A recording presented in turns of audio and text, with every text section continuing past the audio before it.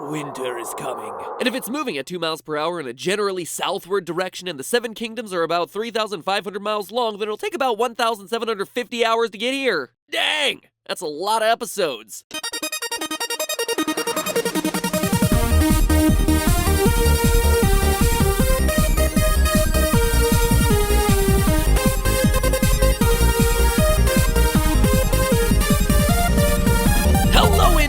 Welcome to Film Theory, the show that promises to get its own HBO subscription any day now. Any day now. I mean, it would be kind of nice to watch new episodes of Game of Thrones in their full HD quality and not in that 360p of other, less savory websites. But when new episodes are leaking every other day, HBO, what do you expect me to do? Wait a full week? I gotta binge! Okay, so this is the part where I usually do a little segue catching you up on where the show is, but whether or not you like it, you are caught up with Game of Thrones because Twitter is dark and full of spoilers. But even if you've been avoiding Twitter because it's filled with more angry mobs than King's Landing, being caught up with the show doesn't mean a whole lot these days. In a show where winter took 6 seasons to come, season 7 has us ricocheting between events at a breakneck pace. We're gonna attack this castle. Smash cut. It's done. I'm going to cure you. Bam! You're healed. Send a raven to the north. Oh wait, never mind. Here's Jon Snow. And yet there's still a lot that has to happen before the end of the series. Jon and Dany have to fall in love even though they're totally cousins. Jon stops calling them the White Walkers and the Night King because it's the worst branding ever and finally calls them what'll finally get everyone's attention, ice frickin' zombies. Then people finally believe him, but by then it's too late. George R.R. Martin gives everyone a big middle finger just when a happy ending was on the horizon by killing everyone off with ice zombies and leaving us with the final message of, we didn't listen.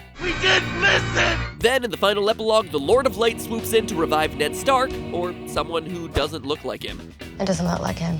But that raises the question, how will they fit all that stuff in? In reality, Game of Thrones as a TV show has a big problem, which is how the heck they're gonna get everything to happen in the few episodes that they have left. I mean, for crying out loud, it takes half the show to say Daenerys' full title. Daenerys Stormborn of the House Targaryen, first of her name, the Unburnt, Queen of the Andals, and First Man Khaleesi of the Great Grassy, Breaker of Chains, and Mother of Dragons. So how long is it gonna take to conquer all of Westeros and add even more titles for the stuff that she conquers? Well, raise a toast to House Spoiler and prepare to spend the night in the Citadel, because we're going in depth to uncover Westeros' best kept secret, that Game of Thrones literally cannot finish in the time that they have left, and that they're cheating their own canon universe to make it all happen. Not that the show needs any more exposing than it already has. I mean, geez, leave something to my imagination, Georgie. So what am I talking about here? Well, like I said, season 7 is rushing through events fast enough to give you whiplash, and in the process, they're breaking its own universe to speed up the pace of the show. At the beginning of season 7, we find Cersei in humongous debt to the Iron Bank, while more and more of her allies leave her for the younger, hotter, and slightly less incestuous gal Daenerys. With Casterly Rock, the Lannisters' historical source of income, completely mined out, Cersei's back is up against the wall. So when she has to pay her debts, as Lannisters tend to do, she orders her army to leave Casterly Rock to take Highgarden, and asks the representative of the Iron Bank, give me a fortnight. Stay in King's Landing as my honored guest, and when you return to Bravos, I swear to you, my debt will be paid in full.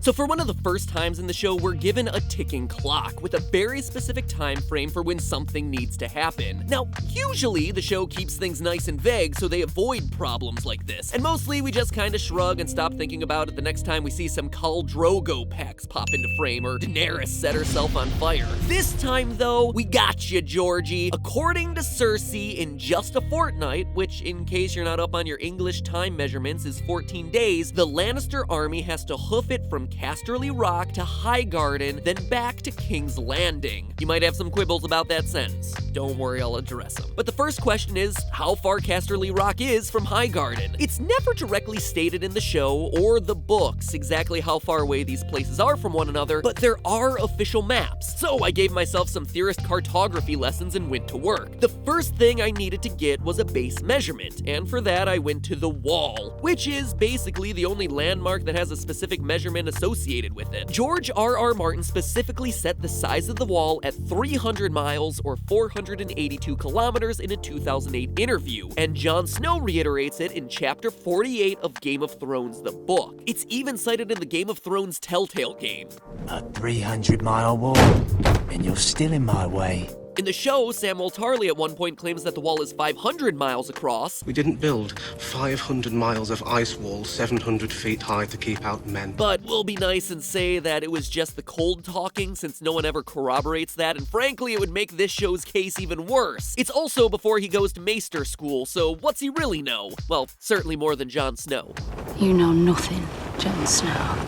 Using 300 miles as a baseline, we can measure out raven routes, sailing routes, and of course, marching routes. Casterly Rock and Highgarden are connected by a winding road known as the Sea Road. If you're thinking, well, they could have marched straight ahead instead, remember that an army comes with all kinds of equipment and provisions, and moving along a road is going to be significantly faster than marching through woods. The road is about 660 miles, or 1,062 kilometers long. So we now know that the Lannister troops are going to have to march 660 miles in just 2 weeks, which puts them at a breakneck pace of 47 miles a day, or almost twice the length of a marathon for 14 days in a row. I'll save you the speculating. During the medieval era, which is a fairly close approximation to the world of Game of Thrones, this would have been impossible. Medieval troop movements were mostly limited by the logistics of feeding an entire army as it moved, which meant that in hostile territory it was hard for a medieval army to move more than 10 miles a day because the head of the army had to forage the whole area around the road. But we'll say for the sake of argument that the Casterly Rock army is well provisioned, and since they're moving in friendly territory, that they can move at maximum speed. The maximum speed for an unmounted army tended to be around 20 miles or 32 kilometers a day. While that number does go up to 30 miles a day for a mounted contingent, we know from the end of the episode, The Spoils of War, that the majority of Lannister troops were indeed on foot. In the most extreme of circumstances that I can find for this period, in Roman times, troops were expected to be able to move 24 miles in about 5 hours, though this was considered full pace, was sparingly used, and we never actually see the Lannister army running, except away from Dany's sweet dragon. Oh, sick burn!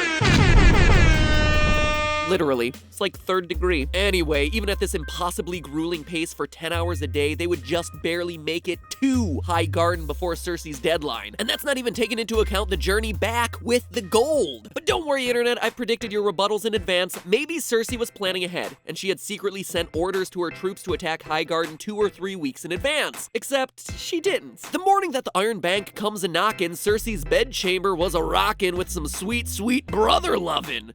Ugh, I can't even say it sarcastically, it's just gross. I am the queen of the Seven Kingdoms. I'll do as I please.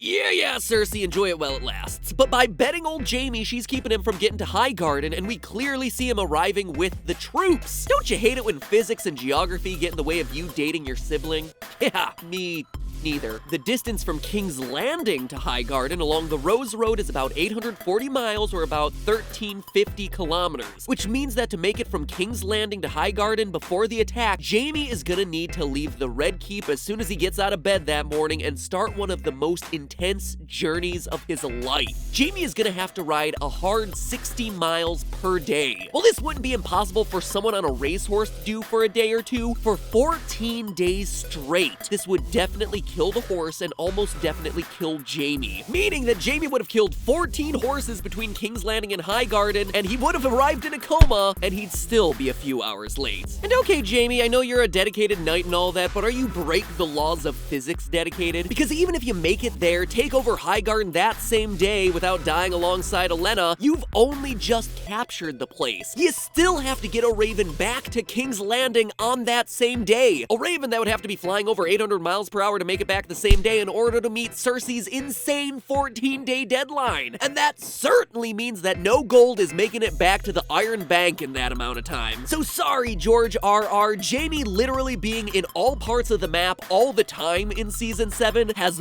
busted you on this one. Even if Cersei had asked the Iron Bank representative to stay there a month, everything would have had to have moved like clockwork, and they would still have barely made it on time. Alright, so the situation is looking pretty bleak, but here's the thing, guys. I love Game of Thrones. I don't want to show that Daenerys is genetically impossible because of inbreeding, even though you should totally check out that episode. Shameless plug. I want to find a way to make this work, and it turns out I have. Believe it or not, there actually is a way to make all of this impossibly fast movement happen in the show, to make it possible to fit everything that needs to happen into the final 10 episodes. And no, it's not to somehow make Westeros smaller, but you're kind of close. It's to make everything in Westeros bigger. What do I mean by that? I mean that the way to make all of this time-hopping fast travel work is to actually make every person, tree, and direwolf in Westeros twice as large as we think they are. I know it sounds far-fetched, but stick with me here. If everyone is twice as large, then movement speeds are twice as fast. And while time frames like that FORTNITE are still really tight, it goes from so far outside the realm of possibility that even Marvel writers are skeptical to unlikely, but possible. And believe it or not, there is actual evidence in the show that points to this maybe being true. For a few episodes of the series, but most notably the pilot, exterior shots of Winterfell used Dun Castle. While most of Game of Thrones remains purposely vague with its measurements, Winterfell specifically is given some measurements that suggest some pretty wacky proportions. Its outer walls, for example, are supposed to be 80 feet tall. The walls at Dun Castle are 39 feet tall. Just half of what Winterfell is supposed to have. If you see people who look like normal people standing in front of a 39-foot wall, but then you're told that that wall is actually 80 feet, you'll suddenly realize that either the wall is half the height and you were lied to, or that the people you're looking at are actually twice as tall as you thought they were. Since we don't have any normal Earth-sized humans as a reference point, our brains just assume that their dimensions are similar to our own. In a highly hostile world with ice giants, dragons the size of jetliners, and a literal army of the dead, it's really not that far-fetched that humans might not be the dimensions that we think they are. If everything scales up in Westeros except for the measurements that were explicitly given, then it becomes clear how everything in this world is working. Westeros feels so small not because it's a small continent, but because everything in that continent is so big. It's like Rick and Morty's tiny planet. It explains troop movements, which could theoretically move at 40 miles a day under normal circumstances and could move at full pace at 48 miles every 5 hours. Jaime traveling 60 miles a day is now a much more leisurely ride, and he could even pick up the pace a little without seriously straining himself or his horse. The Ravens could even move significantly faster, delivering the orders to the troops faster and delivering the message of success faster. So no matter who you are, even if you're Shaquille O'Neal, and yes, Shaq, I know you're watching, waiting desperately for the day that I do that Shazam theory, you are quite a bit shorter than Tyrion Lannister,